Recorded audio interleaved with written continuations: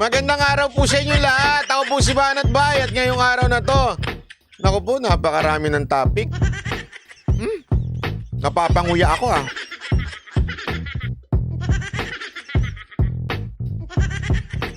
Gutom eh.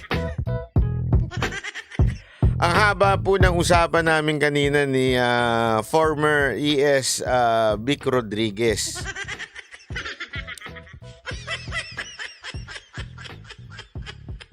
Alam nyo ba, ang dami niyang kwento tungkol sa loob ng Malacanang. Sabi niya, ganun pala grabe! Ay! Ang lupit pala. Mga kinakain pala. Mga nginunguya pala dun.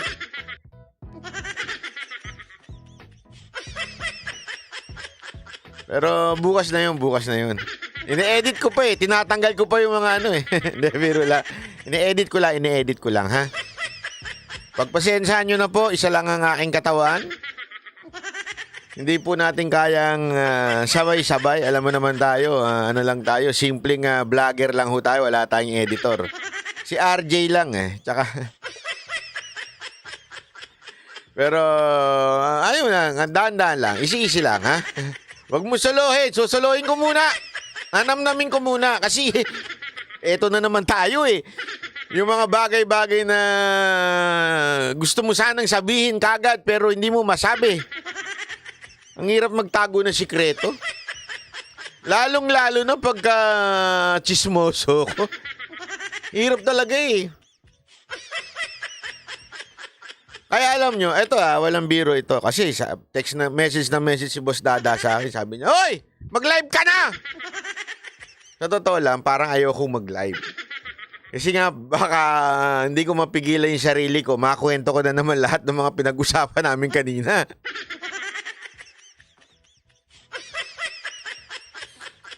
Oo, kasi nga po, nagkita nga po kami ni former ES. Alam naman ninyo, ang tagal ding nanahimik ni ES Rodriguez, di ba? Ngayon, syempre, talagang tinanong ko lahat. No holds barred! Tinanong ni Boss Dada tsaka ni Coach Oli. Yung mama, game na game naman sumagot.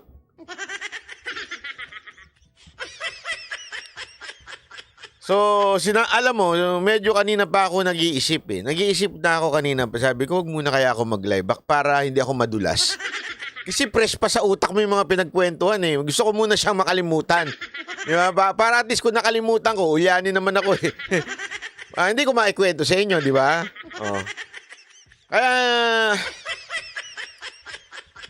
Kaya lang, sabi naman ni Boss Dada sa akin, wag mo nang ipagpabukas siya, kwento mo rin naman yan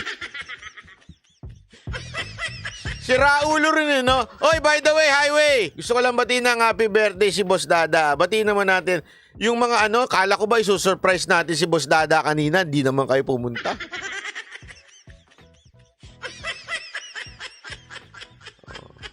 Parang nababaitan ako sa aura ni Attorney Vic Rodriguez. Actually, alam mo,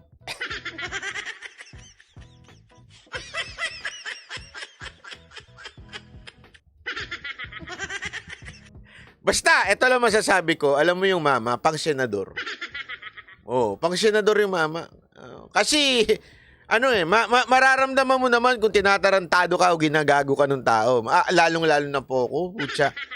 Pasensya na sa salita, putya talaga. Pero, po ako sa tagal ko nang nagmamanage ng mga girl group, lalong-lalo na yung mga talented, magaganda, alam mo yan, yung mga pinakamagaling mambole.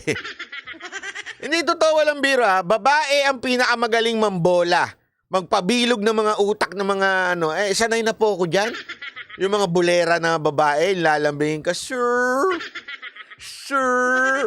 mga ganyan-ganyan, para kunin sila. Naku po. Lahat pinagdaanan ko na yung mga ganyan yung sir. So alam ko kagad pag ang isang tao, tinatarantado ka lang, yung pinasasakay ka lang, yung ginagamit ka lang. Alam ko yung mga ganyang galawan. Lalong-lalo na sa mga politiko tsaka sa mga tao. Alam ko kung nandyan sila, they're allowing us to interview them para sa kanilang kapakinabangan, para sa kanilang agenda. Pero ano ko na yung ramdam ko na kagad yun. Pero si Attorney Vic, wala po. Wala. Wala akong naramdaman. Wala akong naramdaman na binobola kaming Banateros Brothers para lang sa kasarili niyang kapakanan. At ang dami nga niyang kinuwento, yung mga humingi ng mga... Naku po! Yung mga humingi ng appointment, Boss Dada, pigilan mo ako! Oo. Nandun pa ngayon sa loob dahil nagnanakaw. Ayoko talaga. Wag na nga. Next na. Anong topic natin ngayon? Ang topic natin ngayon tungkol sa sa Mindanao. Oh. Ha? Baka hindi, malay nyo mamaya pagka dumay-dami ang viewers natin, baka maikwento ko. Malay mo lang naman. Sa ending baka ikwento natin ng bahagya. Pero ngayon, syempre alam mo naman ako, tawag dito, pakipot ako eh. Gusto ko yung pinipilit ako eh. Sir, sige na sir, ganon. Mas gusto ko yung mga ganyan. Yung nilalambing muna ako eh, bago ko, Sir, ganon. Pero mamaya na. Dito muna tayo sa ang Mindanao daw ay aalis na.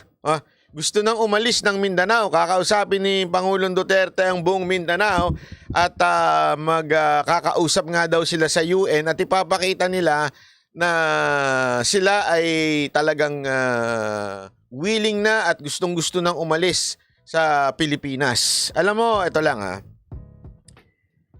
diretsuhan na tayo. Ako, ito lang, masabi ko sa inyo. Yung sinabi ni Pangulong Duterte na yan, i-play muna natin. Magkomento tayo mamaya. Kasi may gusto ko, hindi ako medyo hindi ako agree. Pasensya na ako hindi ako agree. Mamaya pag-usapan natin, Ito muna, simulan na natin. Yung unang sagot niya doon pagdating sa fentanyl na, di ba, alam naman natin, nagbitaw si Pangulong Duterte ng malupit na bangag! Noon, bangag hanggang ngayon. At sabi niya, meron tayong adik na presidente. Sabi ni Pangulong Duterte. Ang sagot ba naman ni Marcos, dala lang siguro ng fentanyl yan. Pinakita naman natin, di ba, kahapon, Grabe, trending nga yung video na yun. Ako po, sobrang trending. Ibabalita ako Eto tandaan nyo itong araw na ito. Ano ba ito? January 31. Tandaan nyo ito. Magsasalita ho uli ako sa isang bagay na malupit. Antayin lang natin. Basta January 31 ito, ibabalita ko sa inyo dahil I'm receiving so much pressure right now. I'm telling you now, January 31. After lumabas itong mga video na ito, after nag-trending yung video, meron pong mga taong tumawag sa akin, sinusubukan akong takutin, sinusubukan akong balaan. Pero tandaan nyo itong January 31 na ito. Ikikwento ko to sa tamang panahon. Itong pagbabanta sa ginagawa sa akin. Abangan nyo, January 31 Pero sabi ko nga sa inyo, hindi ako papatinag. Mga putang ina nyo. Akala nyo matitinag nyo ako? Dahil sa ginagawa ninyo, lalo akong magsasalita. Ulitin ko, makinig kayo. Alam ko nakikinig kayo kasi nakinig kayo sa video kagabi. Galit na galit kayo eh. Ulitin ko lang sa inyo, ito serious matter na ito Huwag nyo akong takutin. Dahil hindi po ako takot humarap sa aking creator. As actually, excited pa nga po ako eh. Excited pa po ako. Bakit to? Hindi kayo matira dito. Pagdusa kayo sa lahat ng pagdadaanan sa mundo na to. Ako po, masaya po ako. Hindi po ako santo. Hindi po ako, I know I'm saved by grace of God. That's it. Hindi po ako masasabi kong banal. Pero dahil po sa dugo ni Kristo na aking kinanggap at hiningi ng kapatawaran ng kasalanan ko, alam kong sa Kanya ang tungo ko. So wag niyo po akong takutin at akala ninyo matatakot ako, hindi. Dahil masaya po ako kumauna sa inyo. Dito, hirap magtrabaho eh. Sa langit, katabi mo lang ang Panginoong Hesus. Mag-uusap lang kayo, magkikwentuhan kayo. There's no greater joy than that. So, wag nyo po akong takutin. Pagpasensyahan nyo na po, Kaya, kung sa tingin nyo, natatakot nyo ako,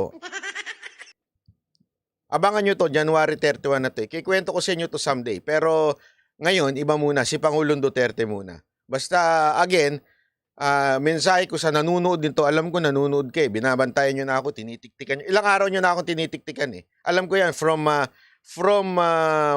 hacking my profile, from I'm receiving different calls every day. Nakakatanggap ako ng hinahang lang yung tawag sa akin. Nakakatanggap ako ng mga pumapali-paligid sa akin. Alam ko, ako po ay hindi ho tanga. Alam ko naman kung sino yung may crush sa akin, kaya pinapaligiran lang ako. At, hindi, seryoso to. At alam ko naman kung nagmamanman ho kayo. Hindi nyo ako maloloko kasi sanay na po ako dyan. Matagal na po ako sa trabaho na ito at nakikita ko po yan. Although, wag ko kayo mag-alala dahil masaya po ako. Maniwala ko kayo sa akin. Kung gusto ninyo, kaharap pa ako sa inyo. Walang problema. Okay? Ito lang ang sa akin. If ever that day comes, hindi nyo mapapatahimik ang tao. Hindi ko dahil bayani ako, hindi yun. Itandaan ninyo, the more na pinapatahimik ninyo ang mga tao, ang mga vloggers, the more na magsasalita yan. Di ba sabi nga nila, ang kalapate, lalo mong pisilin, magwawala yan. O, totoo naman eh. Di ba? Ang kalapate, pisilin mo, tinan mo, lalo magwawala yan. Pero yung tamang ano lang, hindi magwawala yan. So, yun lang ang sa akin. Ngayon, alam nyo, sinasabi nga dito ni Pangulong Duterte, yung sagot niya dun sa fentanyl na yan. Ito po, pakinggan natin. Ng spinal, maybe sa motor, or anything else. So, binigyan ako ng fentanyl ni Dr.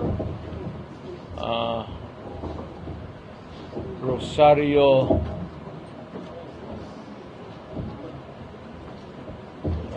de la Rosa ng it's my physician sa Cardinal Santos, and I was examined also by Dr. Ibon, forgot his name. But one of the things that was prescribed since I was in pain before ako tinungsok dito, I was given fentanyl, kaya doon ko nakilala yung fentanyl. And as a matter of fact, yung word fentanyl came out from my mouth first. Kasi nasabi ako, may inuunom rin ako na strong substance. But si Presidente Marcos, sabi kasi niya na baka epekto ito ng fentanyl. Mr. President, you might want to read the synopsis of fentanyl dyan sa may hawak-hawak ka man ng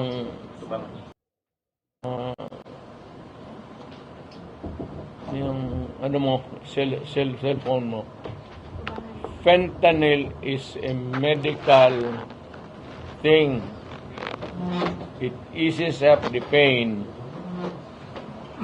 Ngayon, yan nilalagay yan para to ease the pain.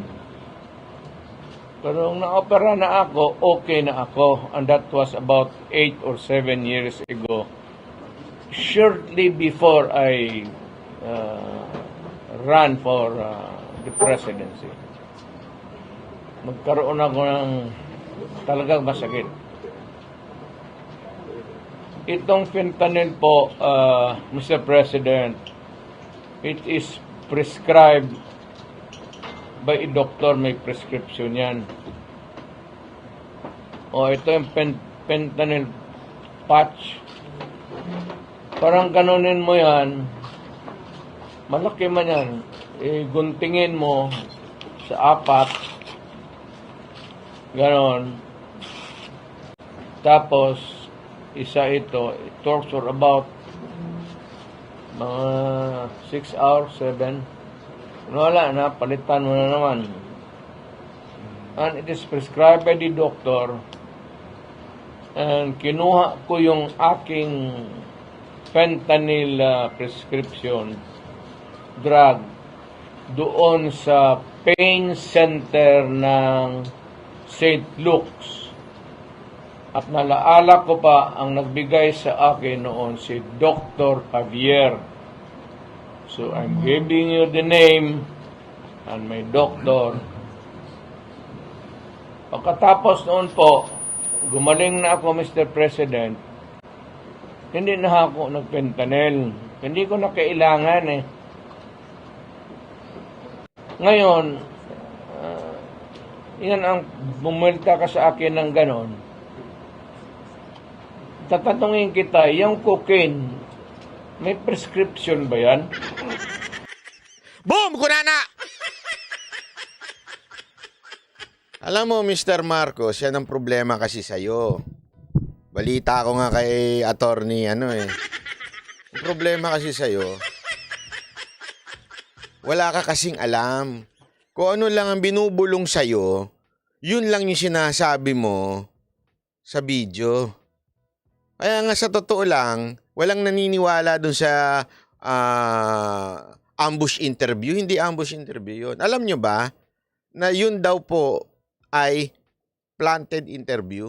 Meron na palang mga planted na media na magtatanong. At kunwari, impromptu na sasagutin ni Bongbong Marcos. Hindi pala. Ito pala ay talagang planted, tapos sasagutin niya. Tinuturuan siya pag sumagot. Ganun daw ang siste noon hanggang ngayon. Gusto ko nga tanungin, ano yun? Tanga yung presidente natin? Kailangan panturuan? Hindi ako, nagtatanong lang ako hindi ko inuusgahan.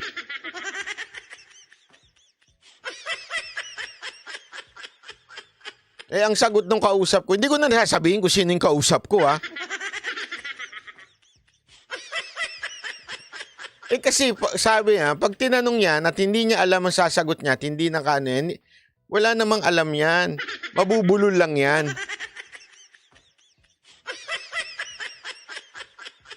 Nagulat talaga. Talaga? Hindi ko na sabihin sa inyo kung sino yun, ha?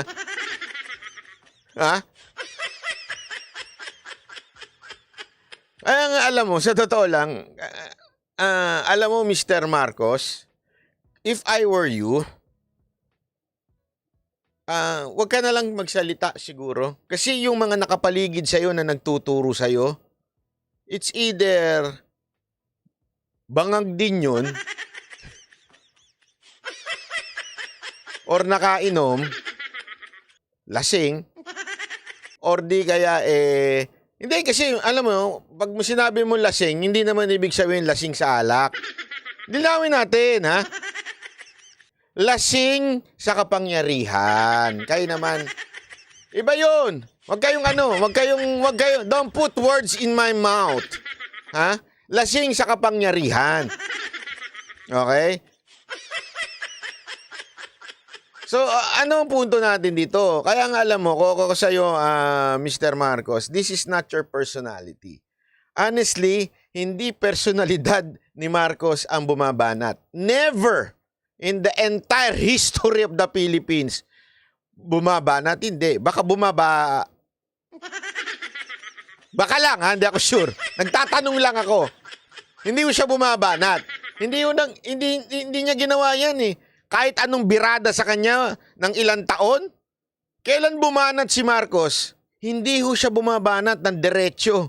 Kahit kailan, never bumanat. This is the only time na bumanat. Hindi talaga bumabanat yan. Bumabatak, hindi ako sure. Tanong natin sa kanya. Hindi, tanong lang natin.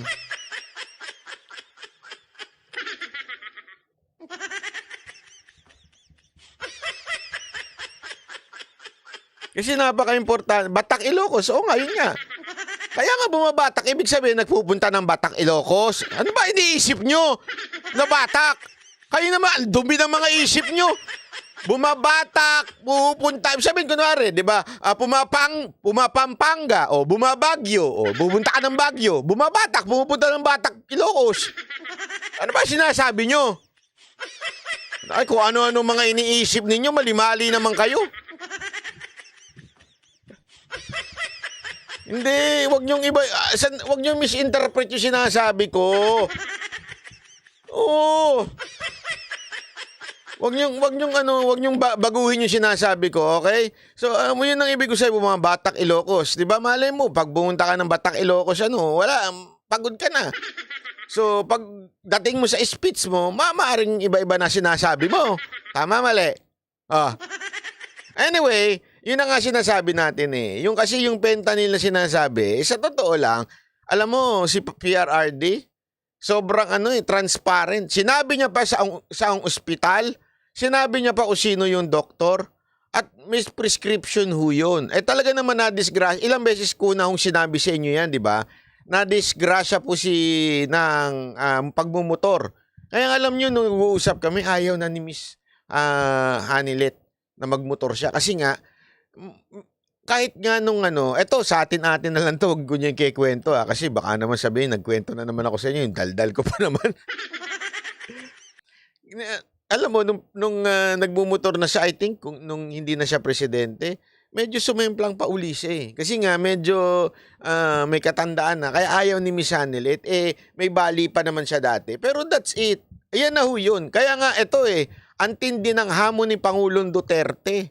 Ang tindi ng hamon ni Pangulong Duterte. Magsabay tayo sa luneta. Mag-take tayo.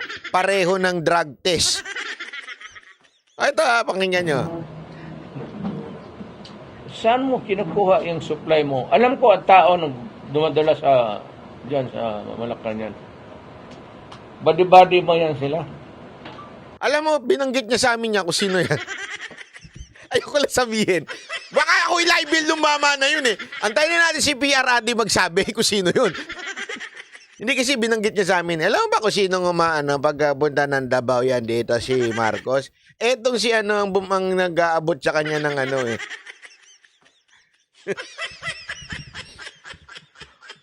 Huwag niyo sabihin yung tamang pangalan. Kayo naman binabanggit niyo pa yung tamang pangalan. Huwag niyo nang banggitin. Di ko na nga binabanggit. Wala akong binabanggit, ha?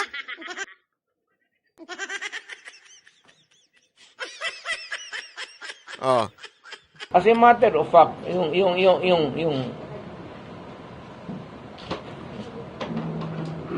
yan sa cabinet mo.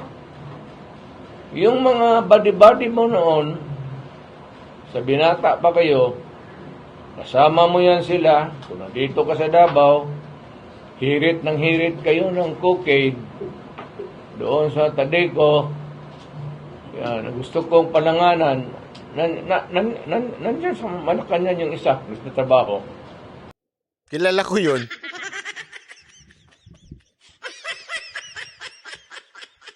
Ito na lang. Clue, kung sino yun. Kalala niya kung sino. Ito. Hindi, wala pa naman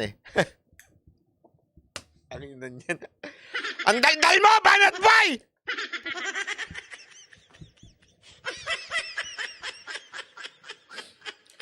Ay, nako. Hindi, yun nasa loob ng Malacanang. Ito na lang, abangan nyo na lang. Clue, lilipat siya ng departamento.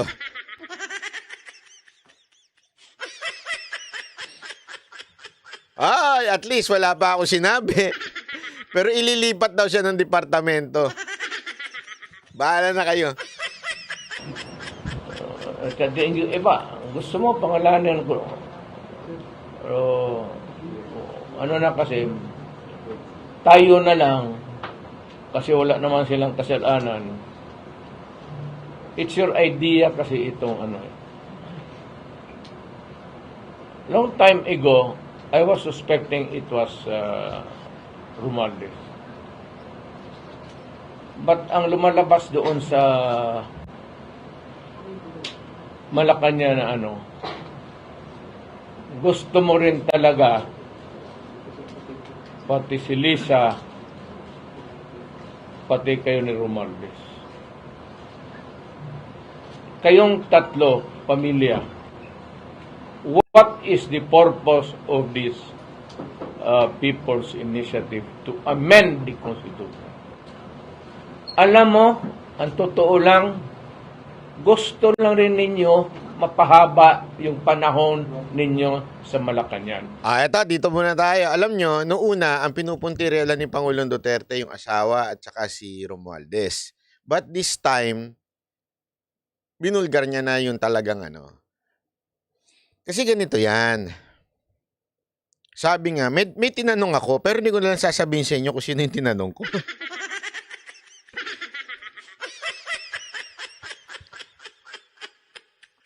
Puting ahas. Ay, biglang ganun. Naging puting ahas. Hayop yan. Sabi ko, puting ahas. Nung... Di ba, ikaw, nakikita mo yun. Sa tingin mo ba, dito sa mga nangyayari na ito, walang kinalaman si Marcos? Tinanong ko yun eh. Sa tingin mo ba yung sinasabi ni PRRD na si Lisa Marcos lang at saka si Romualdez lang ang may kagagawa nitong mga nangyayari sa ating bansa ngayon? Ang sabi niya, alam mo, hindi ang nagdidesisyon si Marcos. Ang nagdidesisyon, yung asawa niya at si Romualdez. Pero, dati kasi,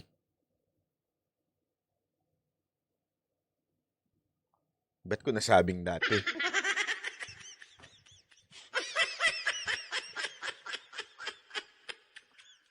Dati kasi,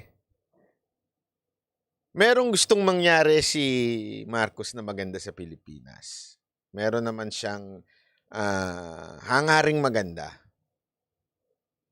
Kaya nga ngayon, hindi ko maintindihan kung bakit nagkakaganito ang Malacanang. Mukhang, sabi niya nga imposible kasi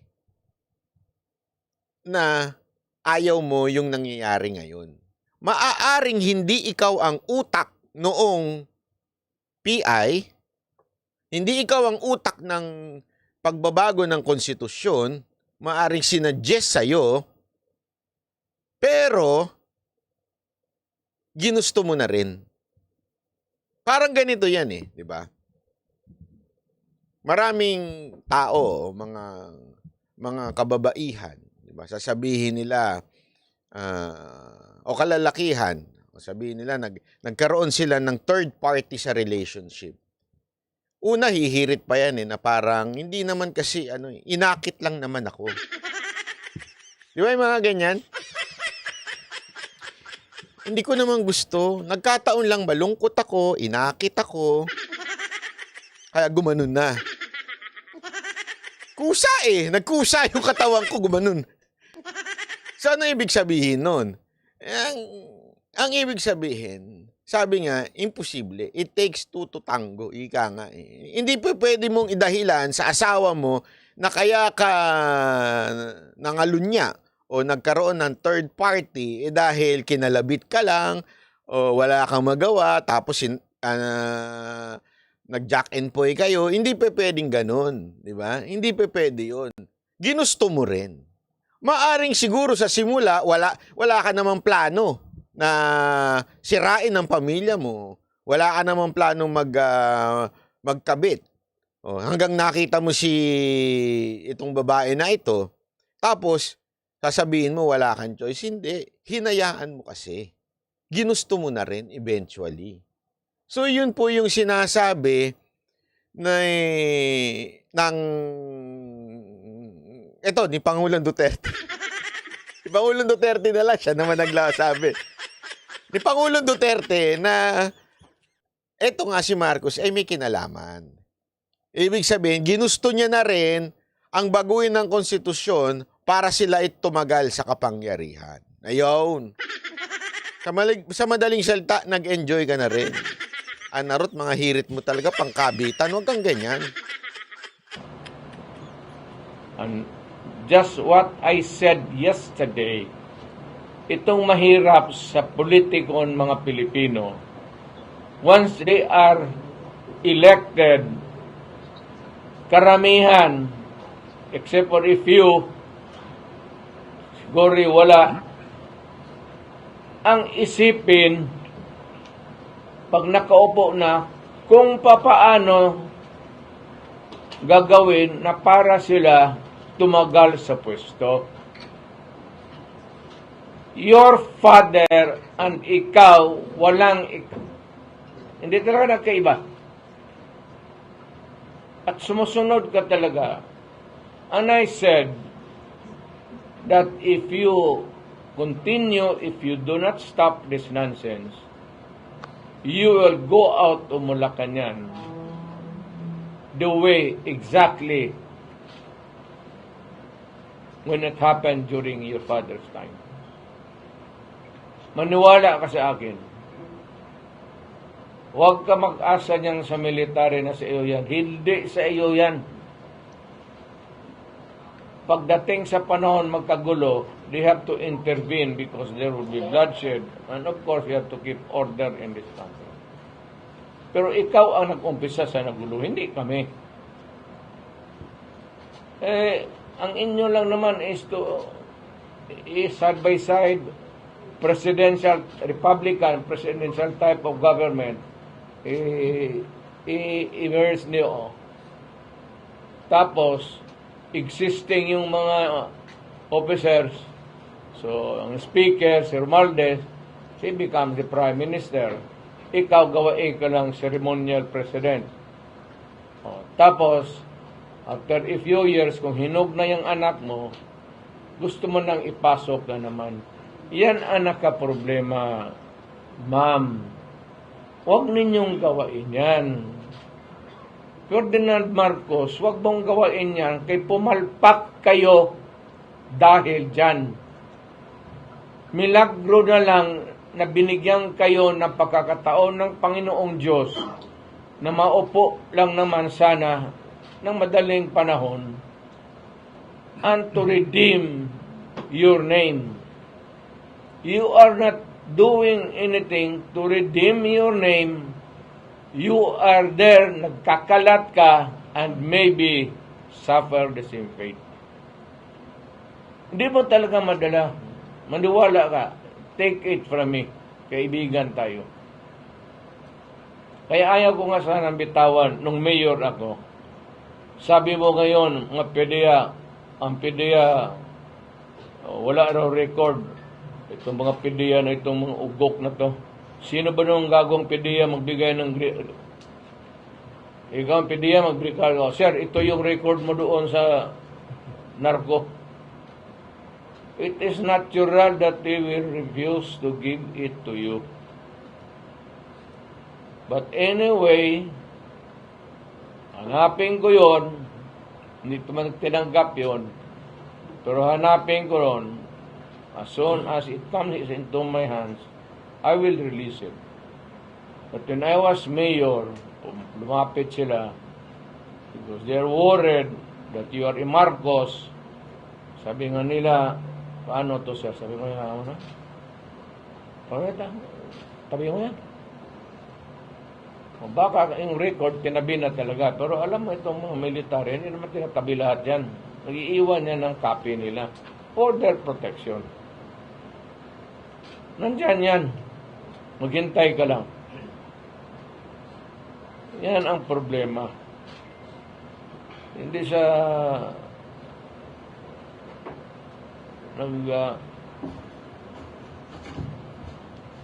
Nilusita Mone, salamat po. Eto Nilusita Mone, salamat ha. Meron lamang po akong hihilingin sa mga banateros na nanonood ngayon. Meron po akong importanteng sasabihin sa ending po nito, video ko na ito. At napaka-importante po nito. Meron po akong i-reveal sa inyo. I'll be honest with you. Kaya mas maganda po i-share nyo ho itong video. Okay? Ito po yung napaka-importante. Ito po, it really concerns ang lahat ng Pilipino Dahil alam ho nila alam ho nila ang nangyayari ngayon. Alam nyo po, tulad nga ng mga nakausap ko na hindi ko naman pwedeng sabihin ang pangalan, pero sigurado ako alam nyo naman Kaya lang ayoko mapagbintangan na nanggagamit ng pangalan. Pero maniwala ho kayo, this administration is going down. Going down, desperate, and they would do everything to save their asses. So, may I ask you, this is the only time that I would be asking you, seriously. Yung iba puro pabiro. Please share this video para marami pong makapanood at mamaya po meron po tayong sasabihin. Kita tuloy, hindi na ako Yung balita ko, ito ba si Lisa? Hindi ko ito kilala. Wala, hindi ko talaga. Total stranger. Pero nung mayor ako, nabalitaan kong galit siya. Kasi ito si Bong, lumapit sa akin, Bongo! May galing request daw nila, I do not know if it's Ferdinand Marcos o Lisa, gustong Department of Agriculture Secretary. Di ba po? Dati ko na po sinabi din sa inyo yan, di ba? Sinabi ko sa inyo yan ang isa sa mga sinabi ni... Actually, sinabi sa akin ni PRRD yan noong 2016. Alam mo ba, ito nung kami-kami na lang nag-uusap. Sabi niya, kasi tinatanong ko, Mr. President, is there any chance that you would change your mind in endorsing Bongbong Marcos? Isa ito sa sinagot sa akin ni PRRD at sinabi niya noong time na yon. Alam mo ba na 3 beses or 2 beses nagpunta ng Malacanang yung mag-asawa? Nakikiusap na i-appoint sa Department of Agriculture. Pero ayoko. Kasi nga, adik. Yun ang sabi niya sa akin. Sinabi niya naman dito. Kaya nga, ito di ba, lagi ko na kinikwento sa inyo yan na ayaw pumayag ni PRRD. Kaya nga, confident ako nun I'm so confident na hinamon ko pa nga kayo na pag in-endorse ni PRRD si Marcos bilang Pangulo, buburahin ko yung channel ko. Di ba? Kasi nga, alam ko na hindi niya gagawin yun. Ito, sinabi niya, ito mismo. Sinabi ko, Bong, sabihin mo na kaagad, right at the start, hindi ko pwedeng kunin yan kasi drug addict yan. Huwag mong isali yan sa kabinete ko. Kaya noon, nung tumakbo ng presidente, nakipag-usap sila ni Inday at nagkaroon sila ng unity team. Tapos, Inday was the running mate. Nakita naman ninyo ako, ang anak ko, running mate ni Marcos. Hindi ako sumusuporta. Nagkampanya lang ako sa anak ko, but I never mentioned the name of Marcos for president. Why? Kasi alam ko, bangag. 2 beses yun sa Agriculture Secretary, pati yung suportahan. Hindi pa rin yun. Pag magtataka. Ng anak ko, running mate niya. Hindi naman ako nag-isang salita paski dito sa Davao na suportahan natin. Yun ang mga corrections na dapat kasi pag hindi, baka maging... Alam mo, yan nga isang bagay na actually, nag-message sa akin si Moke. Kasi alam din niya yan. Sabi niya, alam mo, iba talaga consistent si PRRD. Kung ano yung alam natin noon, hanggang ngayon, yun pa rin ang sinasabi niya. Hindi nagbabago. Kaya dito mo makikita talaga, yung mama, may prinsipyo. Ito si Pangulong Duterte talaga, consistent. Kasi you would know a liar. Ang liar talaga, pabago-bago isip niyan. Ito, noon pa lang, kung matatandaan ninyo, di ba? lahat ng mga isko niyan, yung mga hindi nagpabudol na naandi dito, pinakita natin, di ba? Ang PDP sumuporta sa Uniteam. Nakita nyo? Walang pirma ni PRRD. Kahit siya ang chairman ng PDP. Kasi ayaw niya talaga. Kaya alam nyo, may mga kasi may mga nagko-comment eh. Sabi nila, di ba sinusuportahan naman ni Duterte yan si Marcos noon? Bakit ba nagkakagulo ngayon? Alam mo, kinukurek ko talaga yun eh. Never in the entire life of PRRD na sinuportahan niya si Marcos. Kung sinuportahan, imagine, eto na lang eh. As simple as this, if you are not stupid, bakit hindi pipiliin ni Duterte si Marcos nung panahon na tumakbo siyang presidente? Tanungin ko kayo, napakasimpleng argumento nito, napakasimpleng logic nito. 'Di ba? PRRD, kulelat nun eh. Malaki ang tulong kung si BBM ang kanyang pipiliing vice. Bakit hindi niya pinili? Alam niya kasi noon pa lang, 'di ba mayor pa lang siya, alam niyang bangag na to.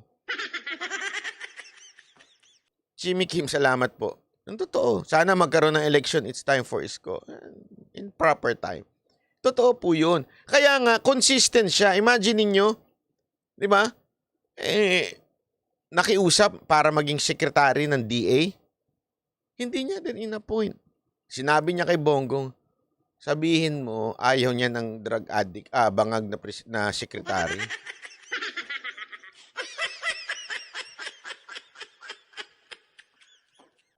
Kaya I don't understand doon sa mga taong tangang vlogger na tulad ni Bagong Lipunan na nagsasabing 2 paksyon ang DDS. Gago! Walang ganon. Sino nagsabi sa'yo nun? Imagination mo na naman yan sa sobra mong kakalunok ng mod. Imagination mo yan, Brad. Walang ganon. Walang 2 paksyon ng DDS. Isa lang ang DDS. Si Pangulong Duterte, that's it. Walang paksyon.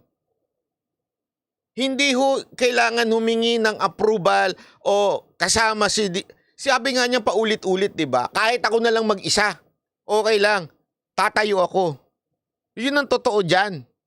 Kaya there is no such thing as 2 paksyon. Tupak ka kasi. Totoo. A lie repeated 1,000 times, baka maging totoo. Dito pa lang supalpalin ko na kayo. Pero yung PDEA na yan, may naiwan. Huwag kayong magtaka na PDEA walang ibigay sa kanya. Kung presidente yan maghingi sa sarili niyang derogatory report, ibigay mo?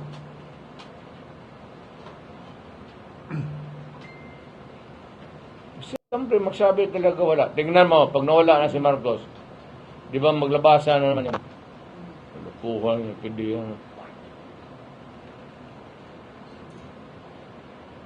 Kailangan daw, may prueba kayo. Sabi ng speaker. May prueba. It is not me who will prove. Hindi ako ang tumakbo ng public office. It is an accusation against him from the public. Bakit ko iproba? It is for him to sit in the Luneta Park, pagkuha siya ng dugo doon, independent entity o doktor, magpakuha rin ako, o sige, pati ako, pakuha siya ng blood test. Yan, that is how the way it is disproved. Hindi marunong sila yan sa public office. May accusation sa iyo. Then you have to disprove it. It is not for me to prove it. Hindi naman tayo party litigants dito. I am not the plaintiff and you are not the respondent. Ano ka man? This is governance. Pag sinabi, Mayor, balita namin, magdanakaw ka. Hindi totoo yan. Matakbo ako, malinis ang budhi ko, ganito. Then, try to disprove it. It is stupid for them to suggest that I prove it. I am not a public official. But that itong si Bongbong. Ito kasi sinasabi ni Pangulong Duterte, hindi ho ito korte na ako ang may burden of proof na kailangan kong patunayan. Hindi, dahil since ikaw yung public official, pasinungalingan mo. At the same time, kung pupunta tayo sa batas, tandaan ninyo, there are 3 kinds of evidence. Alam niyo ho ba yun? Pagdating sa batas, 1, testimonial. Diba? Ibig sabihin, through a witness. Kaya nga, may witness, doon yung kalaban, titingnan yung credibility ng witness mo. Pero, that's the first. The second one is documentary o document. Sabihin, meron kang mga documents to prove it. Kaya nga sabi niya dito, ang the best niyan, pareho tayo magpatingin. Tapos sa independent para sa documentary. At higit sa lahat, ang pangatlo, ito yung tinatawag na circumstantial evidence. Ano ibig sabihin po nun? Ang ibig sabihin po nun, yung mga circumstances, like,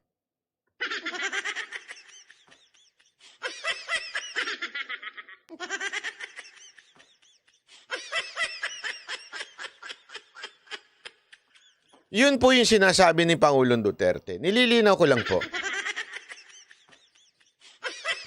Ay, naku, Banat Bay, kaya ka tinatawagan eh. Bongbong Marcos, drug addict, has been there since at the beginning of his term. It is going around the country at alam ninyo na ganun ang biruan. Noli, Huwag na Kain tayong ko, magbulahan. salamat po. Bula-bula pa. Alam mo ninyo na lahat nagsasabi, pati military nagsasabi. Mayor, Are you challenging Let excuse me. Let us allow our mayor to finish his discourse before we open the forum for questions. Alam mo, wala talaga kaming away ni Bongbong. Wala akong nakita sa kanya worth na fighting for. Wala, mabait eh. Doon nga ako nakasabi ko, I dread this moment that it would come to say it in public. Na noon, sabi ko, nagdudruga siya. Sinabi ko na yon. Mega man, Na salamat hanggang po. ngayon, we have a sitting president who is a drug addict. No, how can you now rally the people behind to observe the law, pati yung mga PDEA, pati yung mga police, pati yung military? How do you expect people now? And may I ask the president, bakit ka pumunta ng Germany right before the campaign? Bakit ka napag-rehabilitate doon?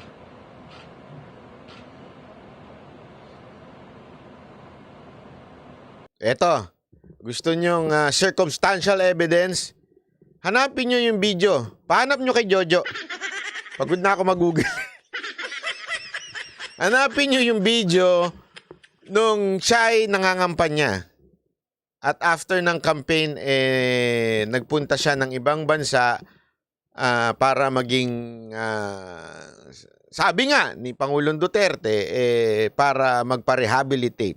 Kasi preparation for the presidency. Kasi alam naman natin, pag nagsimula na siyang magsilbi bilang presidente, the camera is always with him, di ba? I mean, the media. So, mahuhuli talaga kung meron siyang kung meron siyang kakaibang vitamins, di ba? By the way, natanong ko pala, bakit siya hindi nag-debate?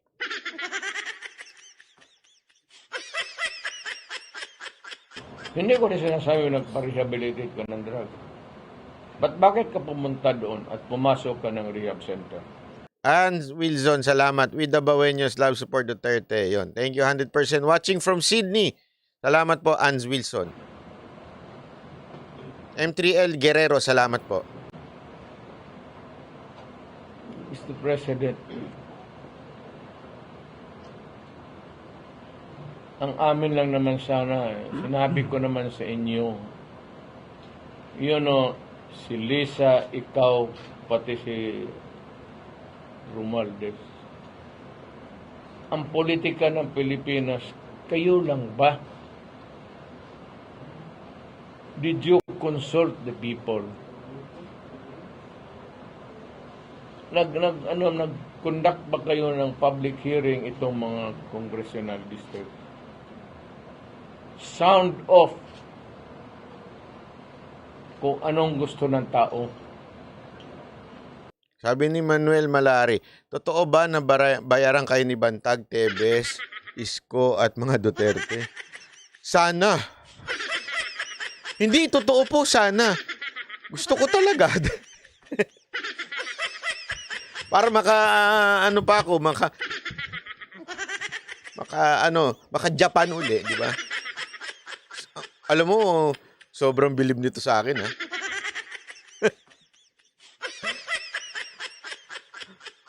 Binayaran? Si Bantag may pera? Si Tebes, inubos nga negosyo ni Tebes, Si Isko at si Pangulong Duterte. Gusto mo ba ipakita ko sa iyo yung resibo ng ticket ko papunta sa Davao? Papakita ko sa iyo, ha? Kung magkano yung sariling bulsa natin yun. Wala eh. Basta pagdating noong decided na mayroon ng ang pera sa Congress, walang limit yan. Kung magpa-imprinta bukas ng si Romualdez ng isang truck na pera, he does not care about how the value of the peso would go. If it is, there's enough reserve to prop up yung papel na pera. Hindi maganda eh. Nandiyan yan sila sa kanila. Kayong tatlo, you decide to shift to a parliamentary. Sabi nito, Lord, si Attorney Glenn Chong, sagot daw nila PRD yung hotel and transpo. Ako, ewan ko. Hindi ko alam sa kanya, ha? Pero sa akin, hindi. Sa akin mismo. Ginamit ko PayPal. Kasi talaga, kaya nga palang ang aking sinasakyan papunta doon. Dahil ang PAL may PayPal. Totoo po yun. Para lang alam nyo. Ako, wala ako itatago. Ano ngayon kung may PayPal? Ang kinikita ko po sa Facebook, sa PayPal na pupunta.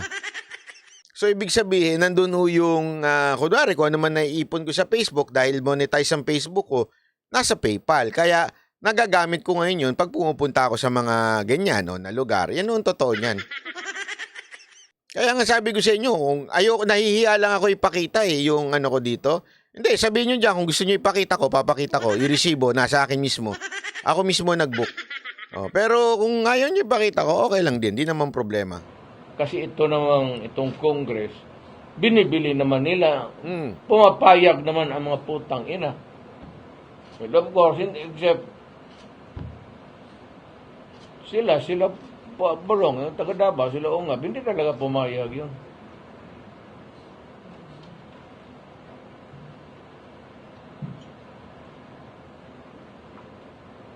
So, yun lang ang sentimento ko. By the way, there will be a sort of a regrouping in the political arena dito sa Davao.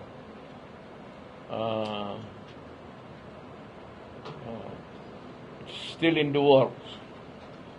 Pero si Congressman Alvarez ang titignan ko siya magdala ng partido. Red Maple Left Wanderer, Matanda salamat na po. ako. Ito siya, bata pa. Kasal lang nga ito na Joylen Legaspi, salamat po. ibang asawa. Sige, wait lang.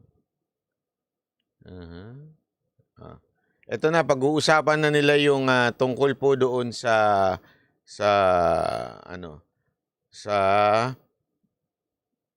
tawag dito, doon sa Mindanao. Okay? Ito, pakita ko sa inyo. Ayan, ticket ko. Ayan. Ako po nag-book niya. Contact information. Ay, shit. Nandun pa ang number ko. Ayan. Ayan yung email ko. Ayan. So, ayan. Para alam nyo, ako nag-book mismo niyan. Ayan, ito, presyo. Ayan, 45,000. Pati, wala dito. Nandito rin yung seat number. Di ba? Honest ako sa inyo, hindi ko, ayan. Para alam ninyo. No. Di ba?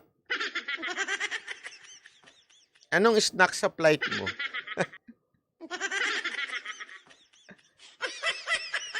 Secret! Tuloy-tuloy natin. Ito na yun, ha? Pasok. Lima lang. Kasi lang. We will try to figure out na we can be at least yung Davao. Kung hindi naman lahat. Bakit ang mahal? Business class po kasi yun. Requirement ko sa sarili ko yun. Hindi ako babiyahe pag hindi business class. Free Mindanao, salamat po ha. Meron tayong isang boses lang. Pero ako, magprangka ako. Kikinig sila. We do not accept people na walang prinsipyo. Governor kung congressman ka wala kang prinsipyo. Huwag ka nang pumasok. Debbie Christensen, salamat po. Pang Ikaw, sa Starbucks, ganun, salamat madam. Pagdating ng pera,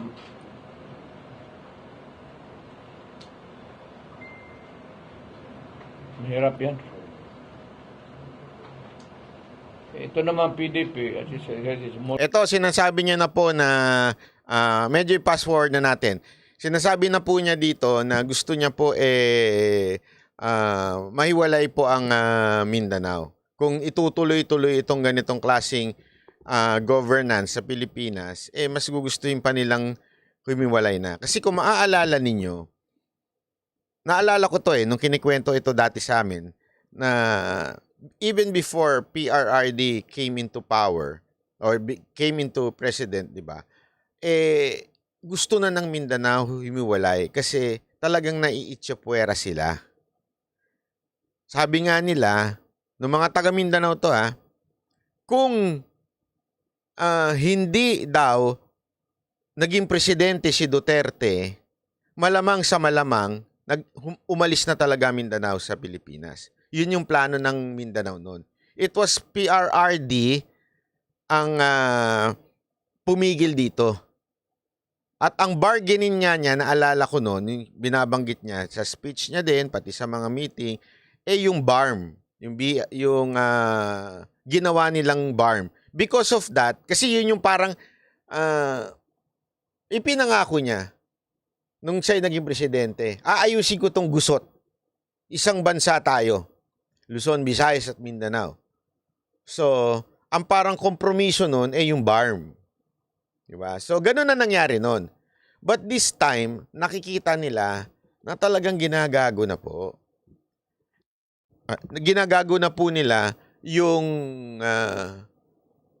ating bansa. So, ang kanila ngayon, nag-gather sila. Actually, inatasan niya nga si Alvarez na magtipon-tipon ang mga, sabi niya nga, even if hindi PDP, kasi sa totoo lang, sa PDP, ilan na lang daw silang natira. Alam naman natin, mga kongresista, mga mga balimbing yung mga animal na yan. Hawak yan ng speaker. Di ba? Mismo si Pulong na nagsabi. itong iilan na lang ang natira, si Ungab o si Tebes at saka si Pulong, yan na lang ang natira sa likod ni PRRD na talagang hindi nagpatakot. Kaya nga po ito ang siste ngayong nangyayari. Alam niyo po, kung mangyari ho ito, sa totoo lang, it is something na hindi na mapigilan. Puputok at puputok to. Dahil sa ginagawang katarantaduhan ng gobyerno natin. Lalong-lalo na ho itong speaker natin. Puputok at puputok to. Although, as I've said sa simula ng video ko kanina, I disagree. Why do I disagree? Not because mali si Pangulong Duterte. Hindi. I disagree because I will still fight for my country. Ilalaban ko po ito. Hindi ho ako papayag na mahiwalay ang Mindanao sa atin. Dahil ang mga taga Mindanao, maraming mabubuting tao. Maraming mabubuting politiko dyan. Nandyan nga ho yung maayos. Oo, may mga masasama. Normal naman po yan. Pero mabuti pong tao yung mga yan. Marami ho tayo mga kapatid dyan na sa totoo lang, nabibwisit na sa itong kingdom ng Maynila. Di ba ho? Yun ho ang totoo. Pero ako, hindi ho ako papayag. Ipaglalaban ko ho ang bansang Pilipinas. Talagang ilalaban ko ho ito as much as I can. I will fight for my country. Hanggang kaduluduluhan. Sabi ko nga magkamatayan na. Honestly, magkamatayan na. Pero ilalaban ko ho ito. Kasi, ang ganda ho nung sinabing, nakalimutan ko lang kung ano yung eksaktong words. Pero this is something na nag-stick sa akin nung sinabi ni Atty. Vic Rodriguez to. Meron siyang keynote na sinabi niya. May quotation na English to, pero tatagalogin ko na lang. Sabi nga mawala na ang kaibigan mo, mawala na ang mahal mo sa buhay, mawala na ang kahit sino man, wag lang mawala ang purpose mo sa buhay. Nakalimutan ko na. Kung alam niyo yun, kung quotation na yun, pakilagay nga dyan yung pangalan ng quote na yun. Sinabi niya huyang kanina.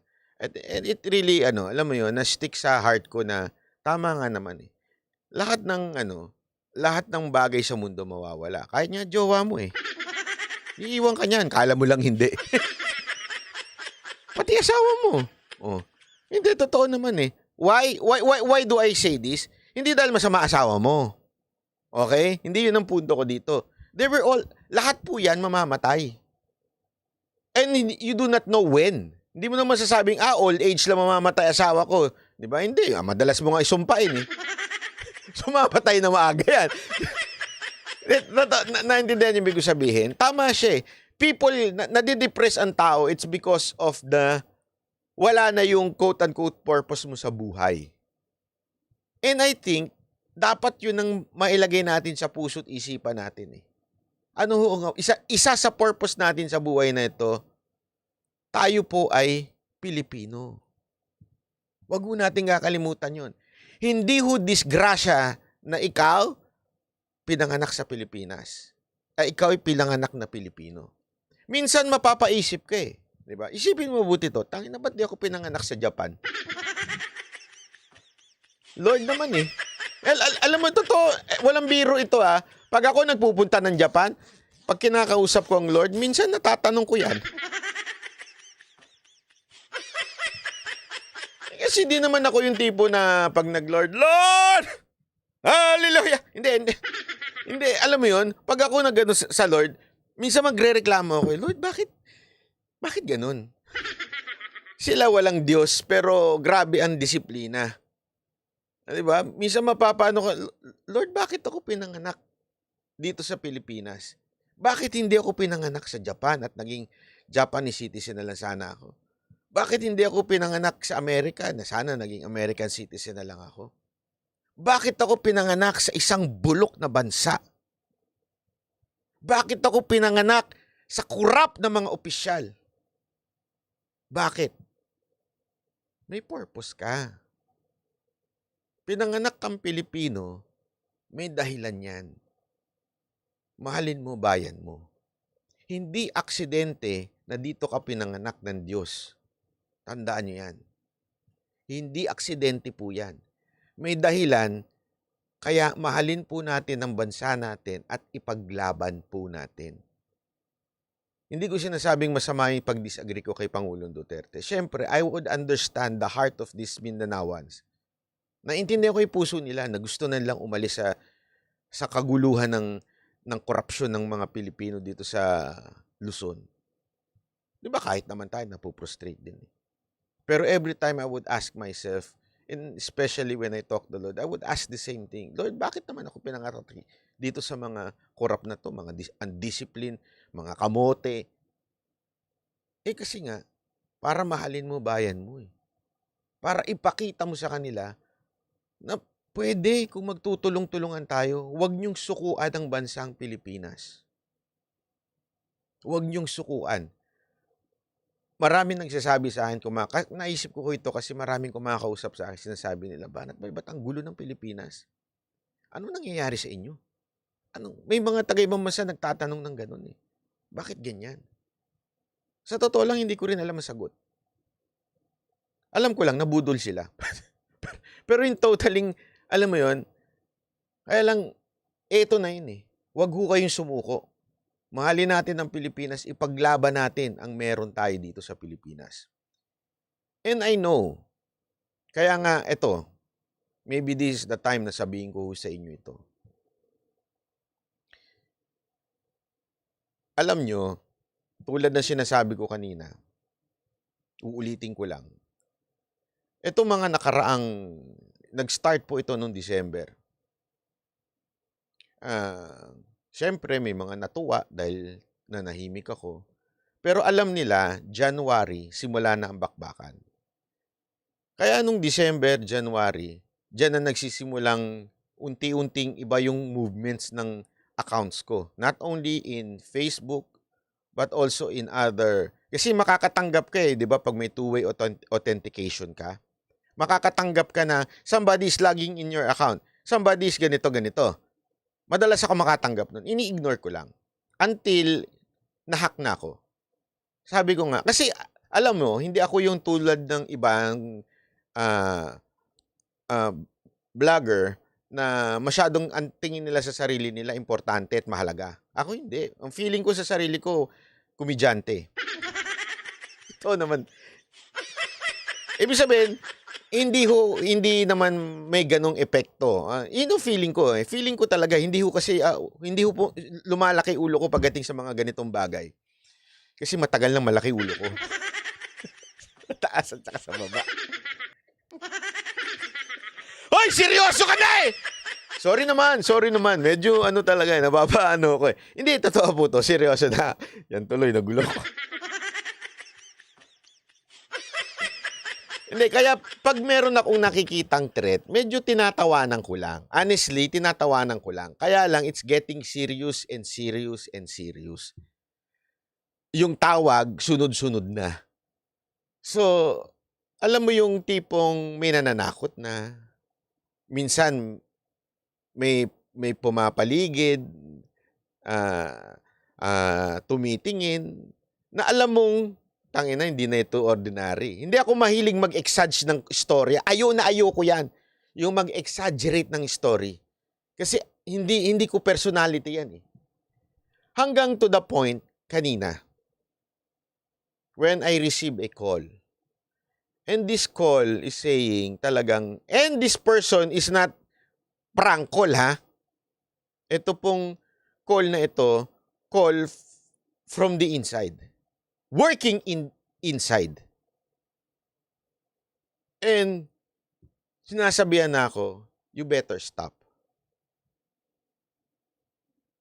You better change the way you talk. Maaalangan ka. Sasabit ka. Alam nyo, doon ko lang nakita, kasi nga ho, nung kinuwento ko to sa isang kaibigan ko, Anharot, welcome to Banateros. Ikaw ba yan? So, nung nakwento ko ito sa kaibigan ko, yung kaibigan ko naman, ganito naman ang ginawa sa kanya. Sinilip yung kanyang firearms at sinubukang irehistro ang ibang baril sa pangalan niya ng ibang tao. Nagigets ninyo? Ulitin ko. Etong kaibigan ko to, official din ito, na kumukontra na sa administrasyon ngayon. Sinilip, ang ginawa is, merong nagpaparehistro ng firearms niya na hindi sa kanya, pero sa pangalan niya. Tapos, dinireport niya yon.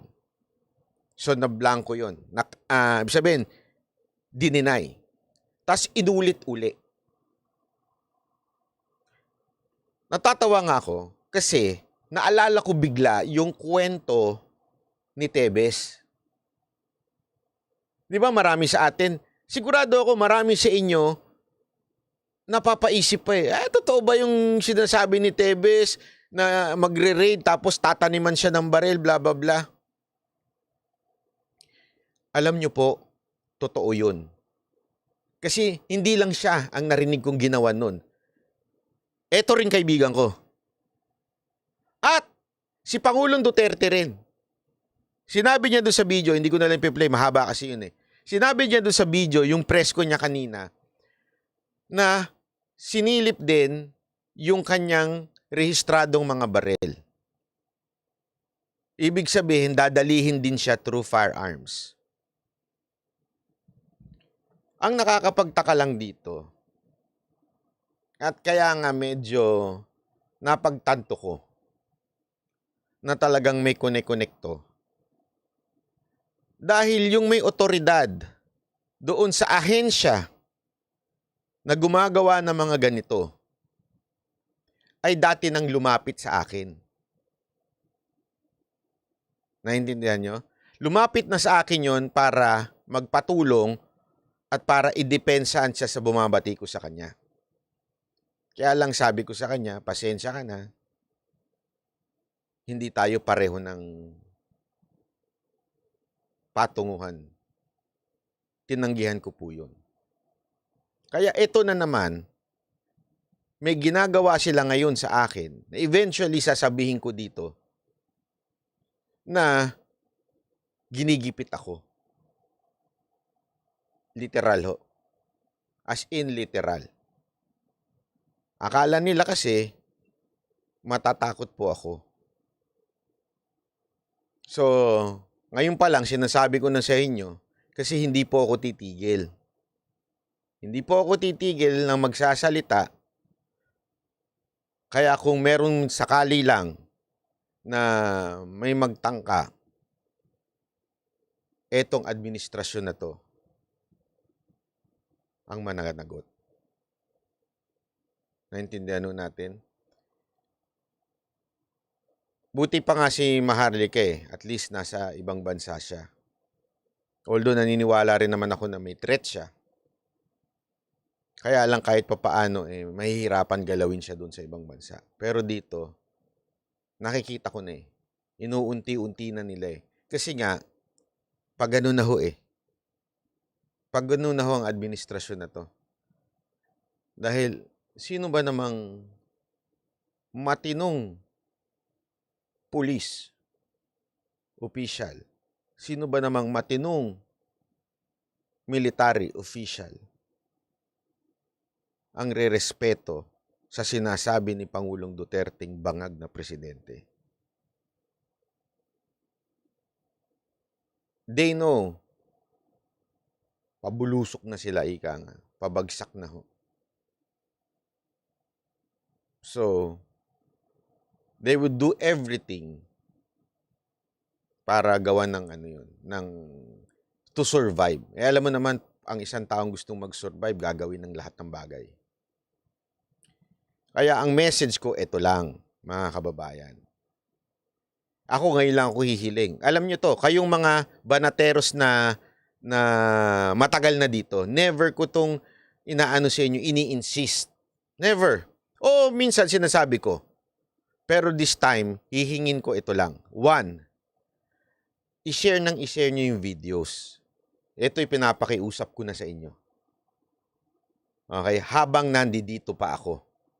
Pangalawa, mag-subscribe po kayo. Kasi malaking bagay ang magagawa nito sa algorithm. At kung pwede rin, mag-like kayo.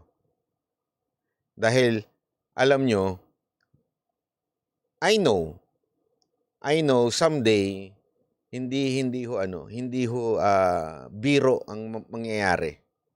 And actually, some people advise me nga to leave the country muna eh. Anyway, mapapagpatuloy ko naman daw ang pagbablog ko outside of the country. Kaya lang, syempre, expensive yun.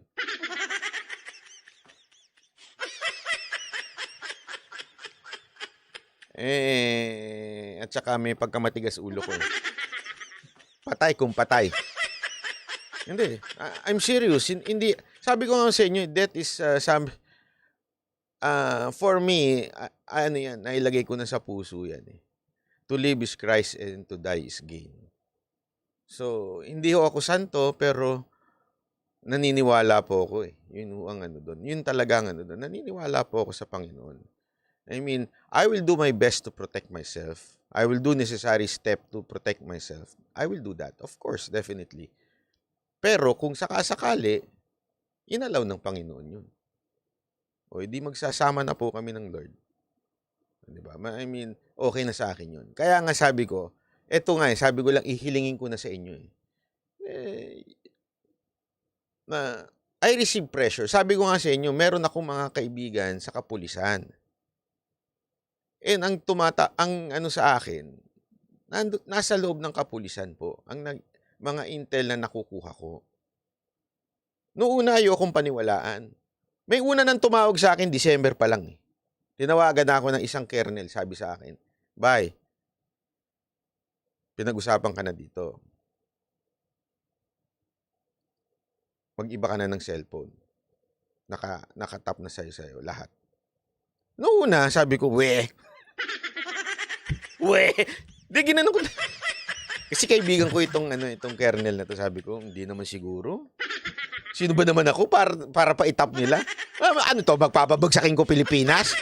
Hindi, tinatawanan ko pa talaga noong una yan eh. Kasi nga, I told you, hindi ko personality yung, importante ka, kaya kayo patutumba. Hindi, natatawa talaga ako dun eh. Kaya nga, di ba, never akong nagganito sa inyo. Pero this time, iba na kasi. Iba na. Nakita ko na. Kaya sabi ko nga, and the advice of some people sa akin is to tell it to my audience. Sabihin mo na. Para at least they have an idea if something happened to you. Oh, yun ang talaga ang ano eh. Yun ang sabi sa akin. Sabihin mo na, unahan mo na sila. At least kahit pa paano, pag may nangyari sa'yo, alam mo na kung sino may kasalanan. Alam na ng taong bayan kung sino may kasalanan. So, inuunahan ko na kayo ngayon.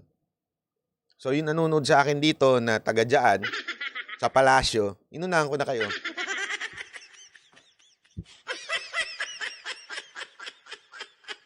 Okay? So, kung may plano kayo, wag nyo na. Ang una-una, hindi naman ako martir. Pangalawa, wala naman kayo mabe-benefit. Lalo lang magkakaroon tuloy ng impact yung mga sinasabi ko. Kung hindi nyo nila ako pinapansin. Tama mali. Di ba? Hindi, honestly eto, sabi ni ba, "Sir, I would agree, lipat ka muna ng Davao." Hindi, I reported this to PRRD. Sinabi ko talaga sa kanya. Minessage ko, sabi ko, "Boss, this is what's happening to me after the Davao issue. After the Davao speech, eto na yung nangyari." Kinuwento ko sa kanya lahat.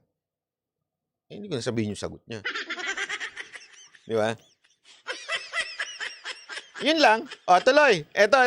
Kaya please, if you can, share, subscribe, and like, and huwag nyo nang palakihin. Hindi ko to sinasabi para palakihin, para bigyan ng, hindi po ko importante. Okay? Ang sinasabi ko lang dito, if something happened to me, at least, i-ano nyo na to, i-share nyo na, kumalat na. Kasi ang importante sa akin is the message, not the messenger. The messenger can always be replaced. the message would continue. That's what they did to Christianity, remember? Acts, pinatay nila lahat. Tanong ko sa inyo, nasupil ba ang Christianity? Hindi. Understand? Hindi ko sinasabing ganun din ha, because this is the gospel. No, this is not the gospel. But this is an idea. You don't kill idea. Ang ideology hindi pinapapatayan. Yung messenger, oo. Pero yung idea, yung pinaglalaban, lalo mo lang pinaapoy kung may gagawin ka dun sa tao. Understand? Kaya nga po yun lang sa akin eh. Let the message retain and sabihin na nating to spread yung message. This is the message. So, kung may mangyari, okay lang. Forget about me. It's not important. Ang pinaka-importante dito is to continue the fight. Huwag tayong susuko. Lumaban tayo para sa bayan. Eto yun eh. Bayan ang unahin natin. Pinanganak ka sa Pilipinas bilang Pilipino, kaya ipaglaban mo yan. Whatever happen, huwag kayong pumayag na ang namumuno sa atin ay mga kurap na politiko.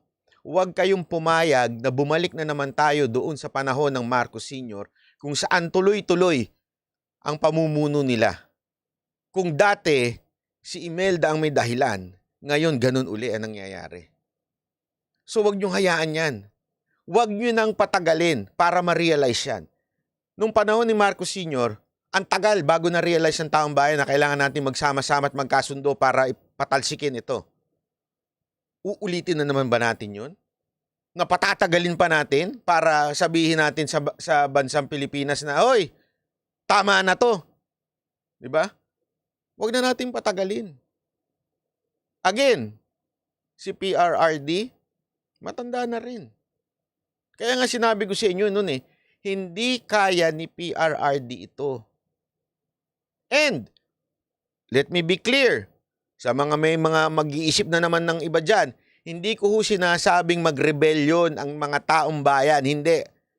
As a matter of fact, kung ako ang tatanungin mo, gusto ko maayos tong gulo. Hindi ko gustong maalis si PBBM. Same thing with PRRD.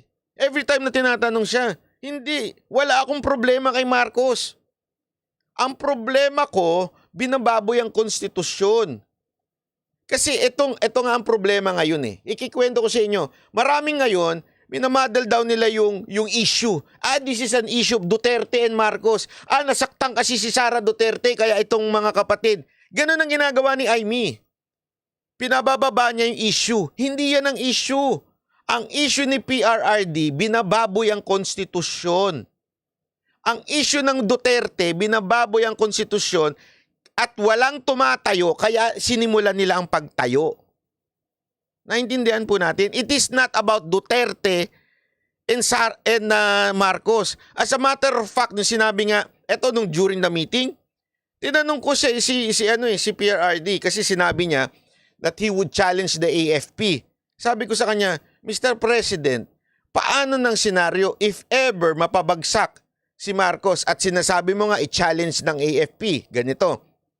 Alam mo sabi niya, ayokong si Sara Duterte ang pumalit na presidente. Pagre-resigning niya. Yun ang gusto niya.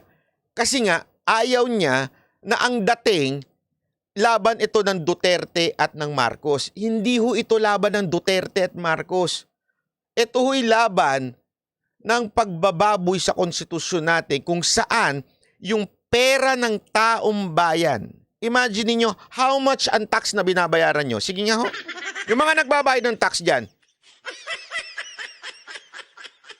Magkano binabayad yung tax? O sabihin nyo ng 200,000, 300,000. Yung tax ninyo, ibinibigay lang sa mga congressman para magpapirma sila. Gusto nyo yun? Yun yung sinasabi ni PRRD. This is fraud. Yung pera ng taong bayan, ibinibigay na sa mga iilang politiko para papirmahin lang ang kanilang mga constituent. at sabihin nila, kailangan natin to para magbago ang konstitusyon at manatili tayo sa kapangyarihan.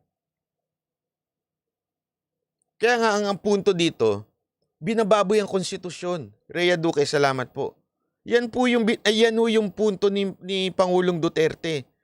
Huwag niyong baguhin yan. Kaya nga, alam nyo, eto, Mr. President, I know you're listening. I know. Okay? I know you're listening. There is a way out to this. Huwag ka makinig muna sa mga nasa tabi mo. They're not concerned sa'yo. Ako magsasabi sa'yo kung ano yung way out. Hindi dahil magaling ako. Ito galing na mismo kay Pangulong Duterte. Huwag mong pakinggan yung mga kapaligid sa'yo, tanggalin mo speaker mo. Dahil siya ang nanggugulo dito sa bansa na to. Tapos, pangalawa, isipin mo kung ano yung dahilan kung bakit ka tumakbo. Kasi noon naman daw, matino ka naman eh. Matino ka naman daw, gusto mong ma-redeem ang name ng pangalan ng family mo at gusto mo maayos na governance. Yun ka daw noon eh. Yun ang dahilan mo daw. With all sincerity, yan ka daw noon. Kaya nga nagtataka yung dati mong kasama, bakit ngayon na iba na? Nalulung ka na ba? Ha? Nalulung ka na ba sa kapangyarihan? O, wag niyo muna akong pangunahan. Pinangungunahan niyo ako eh.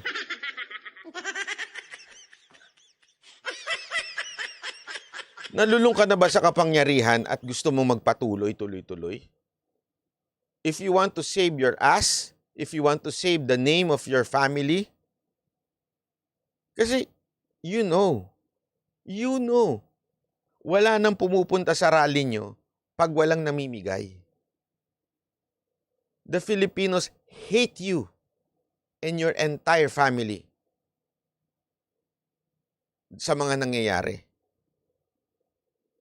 Maganda na sana eh. Alam nyo, Mr. President, makinig po kayo kay Pangulong Duterte. With all sincerity, nakikita nyo naman eh. Sa kanya na sincere siya sa pakikipag-usap sa inyo. Makinig kayo. Ituwid nyo lang itong nangyayari. Madali lang naman eh. Kayo ang Pangulo eh. Kayang-kaya nyong ituwid ito. Kausapin nyo si Romualdez, tumabi ka na dyan. Ako na, ganun. Di ba totoo naman eh? Patabihin nyo yun. Tapos ayusin nyo yung bansa. Susuportahan kayo ni Pangulong Duterte. Ako mismo. Kahit po ako mismo. If you do that, I will support your government. Kasi, sabi nga eh, nasa iisang eroplano tayo, kayo yung piloto, gusto namin kayong himatayin dyan? Of course not. Gusto namin kayo yung piloto eh. Pero hindi naman pwedeng, hindi ka namin tatapikin kung nakakatulog ka na. Nakakita kayong pilotong gumagano-gano na, anong gusto nyo gawin namin? Ay, galing talaga ng piloto namin. Gusto nyo ganon? Hindi naman pwede yun. Pag nakikita namin nakakatulog na yung piloto, gigisingin namin. Pero sir, kung gumising kayo at magmaneho uli kayo ng eroplano, ng matino, abay, mag-cheer pa kami sa'yo. Go! Bagong, yun? Bagong Pilipinas, bagong yun. Mag-cheer pa kami sa'yo. Ako nga, promise ko yan eh. Promise ko yan. Na tanggalin nyo yung speaker ninyo, tanggalin nyo yung mga tiwali sa gobyerno na alam nyo naman kung sino. Yung lang tayo. We're not a perfect government. I know you're not a perfect president. Pero I know meron kang kabutihan sa puso mo. Ayusin mo lang. Hindi kami katulad ng mga aktivistang panay lang ang reklamo. Kami makita namin na aayusin nyo yung bansa natin, may sincerity kayong ayusin yung bansa namin. Suportahan kayo ng taong bayan. Nakikita, yung effort kasi, the effort, hindi man ito perfect. Ibig sabihin, alam mo yun, may effort na minsan sumasablay. Hindi man ito perfect, pero ipaglalaban kayo nito. Once nakita nila, kasi si Pangulong Duterte, hindi naman perfectong presidente. Ang dami rin sumablay sa kanya. Ang dami sa kabinete niya sumablay. Alam naman ng tao, pero yung tao kasi nakikita yung sincerity ni PRRD na gusto niyang ayusin. Pag nagkakamali, inaayos, kumakabig. 'Di ba? Yun yung gusto makita ng tao. Sana po, ganun no, makinig kayo. Grylo, salamat. Baban by gratitude for impact. Thank you po. Maraming salamat. While you may not be aware, countless silent viewers deeply value and appreciate your meaning. Thank you po. Maraming salamat po. So, yun lang. So, baka kasi akala nung iba, hindi, gusto lang natin ng revolusyon. Hindi ho. Si PRRD, ako, honestly, kaya ko sabihin to, and I know, he will not deny it. Si Pangulong Duterte, ayaw niya ng revolusyon. Ayaw niya ng alam mo yun, ikagugulo ng ating bansa. Hindi yan. Hindi ganyan si PRRD. Kaya lang talagang na-push na to the limit dahil sa ginagawa ng pinsan nyo. Sana lang po, Mr. President. Sana lang po, Mr. President. Gising-gising. Gising-gising. Gising-gising. Ay, ba pala yung giling-giling. Naalala ko na naman si Willie Revilla, may giling-giling. Ang seryoso nung usapan, galit na galit si Baste, tsaka si Pulong pagkatapos, giling-giling. Giling-giling.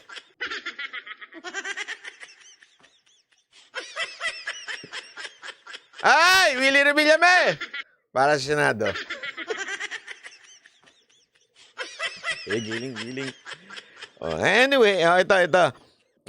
Kasi nainis talaga ako dito nung sinabi nito. Wait lang Alam mo, huwag kayong magpapabudol kay Senator Amy. Number 1 na politiko yan si Senator Amy.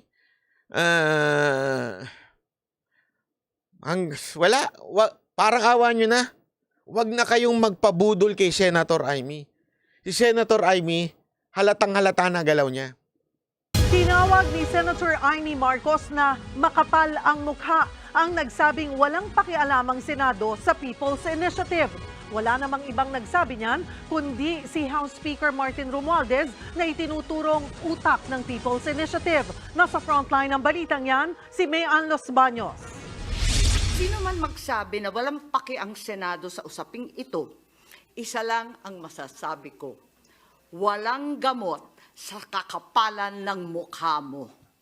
Umpisa pa lang ng pagdinig kanina ng Senate Committee on Electoral Reforms and People's Participation, maaanghang na ang balat ni Senator Amy Marcos. Hindi man niya direktang pinangalanan ang pinsan niyang si House Speaker Martin Romualdez, paulit-ulit itong ipinalabas sa hearing. Dahil wala kayong pakialam sa PI. Wala kayong pakialam sa PI. Wala kayong pakialam sa PI. Layo ng pagdinig ng Senado na busisiin ang pera o ayuda kapalit ng pirma sa People's Initiative o PI para sa charter change o pag-amyenda sa batas. Dito, tila pinulutan si Romualdez. Siya ang isa sa mga itinurong nasa likod ng PI kahit ilang beses na niya itong itinanggi. Ang aminadong nagsusulong ng People's Sheila Lawas, Sheila Lawas, salamat po. Initiative ay ang grupong pirma. Kaya tanong agad ni Senator Marcos, tinutulungan ba ng Speaker at ni Ako Bicol Party List Representative Elizaldico ang grupong pirma? Sina Congressman Saldico kasama at si Speaker Romualdez.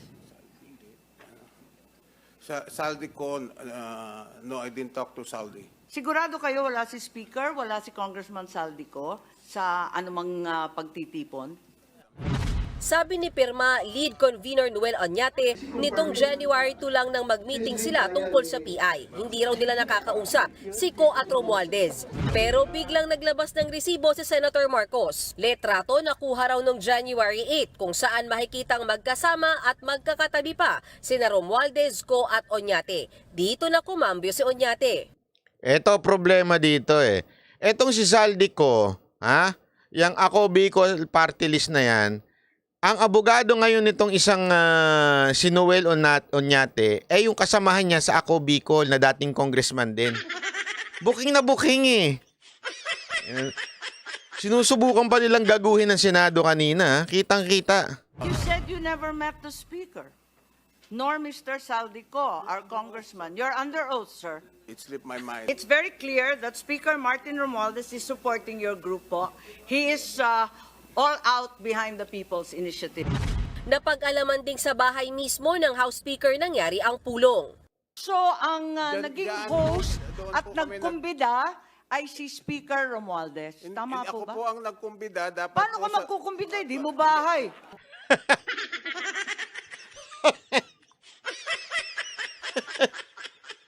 Kinukumbida ko po kayo sa birthday ni Dada sa bahay niya. Ako talaga nang kumbida. Ginagago tayo, no? Hindi ba maliwanag kung bahay ni Speaker siya nagpatawag ng meeting, di talagang Ako po nakikialam ang- si ako Speaker po ang sa People's ako po ang Initiative? nag-initiate ng meeting.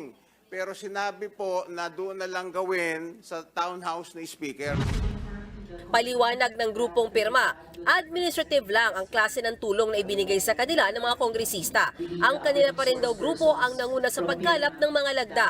Pero itinuturo raw sa kanila ng mga mambabatas kung saan posibleng makakuha ng maraming pirma. Dumalo rin sa pagdinig si Sagip Party List Representative Rodante Marcoleta. Eto lang ang side ko dito talaga, wag ho tayong papabudol kay Senator Amy. Okay? Linawin ko lang po wag ho tayong papabudol dyan dahil sa totoo lang, ang motibo niya, idiin si Romualdez, isalba yung kapatid niya. Now I understand that. I understand, fully understand. Suportahan natin yung banat niya kay Romualdez. Hindi ko naman sinabing awayin natin si Amy na hindi. Suportahan natin yung banat niya kay Romualdez. Sige, ano yun natin, no? Sige, you're doing your job well. Suportahan natin yan. Pero wag lang ho tayong papabudol. Uli. Ay, kayo pala, hindi pala ako. Wag ho kayo uli magpapabudol. Kasi alam nyo, talagang, this is to save the ass of his brother. So, kasi hindi mo maalis yan, kapatid pa rin yan. Kaya nga, sabi ko nga sa inyo, isang tanong, isang sagot. Bangag ba yung kapatid mo? Ba't di mo masagot? Kasi kung hindi mo sinabing bangag yan, sinungaling si PRRD. O kung sinabi mo naman bangag yan, edi yari ka. Ano ba talaga? Pakisagot, Senator Amy. Huwag ka magtago sa palda mo, ha? At sa palda ni BP Sara Duterte. Paano yung tago mo kay BP Sara Duterte? Nasaktan daw siya sa kanyang mga naririnig. As a member, hindi po nyo may aalis sa akin na medyo magdamdam rin ako sapagkat ang patutsada ay patungkol sa House of Representatives, lalong-lalo na po yung Speaker. Pero kung mapatunayan mang si Romualdez nga ang utak ng People's Initiative, si Marcoleta raw mismo ang kikilos. I will probably request him to step down. Sa isang punto, bahagyang nagkainitan si Marcoleta at ilang senador dahil ayaw raw ng Senado na makipagpulong sa Kamara sa pamamagitan ng Constituent Assembly.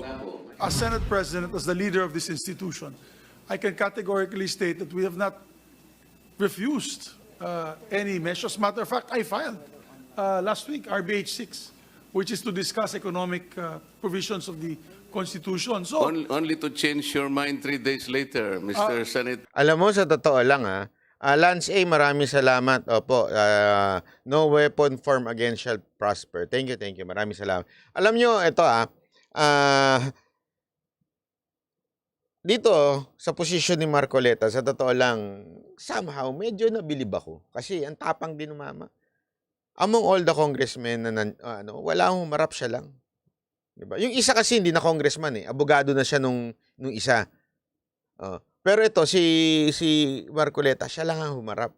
Although, sabi naman niya, kasi siguro talagang wala siyang direct knowledge o hindi naman siya ini-inform kung ano. Kasi, remember, alam naman na hindi siya ganun kaanong kay Romualdez. Hindi talaga siya ganun kadikit Although, ngayon, medyo sabi niya, nasasaktan siya.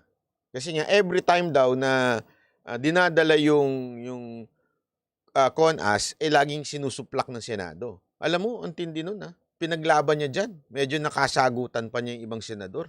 Sabi ko, itong maman to, may future talaga ito Hindi, ako hindi, sabi ko lang, kinikwento ka lang. Although, minsan, sana, mas madalas ka na magsalita. did I ever say, for the record, did I ever say I'm no longer pursuing this? Please cite the record that I said.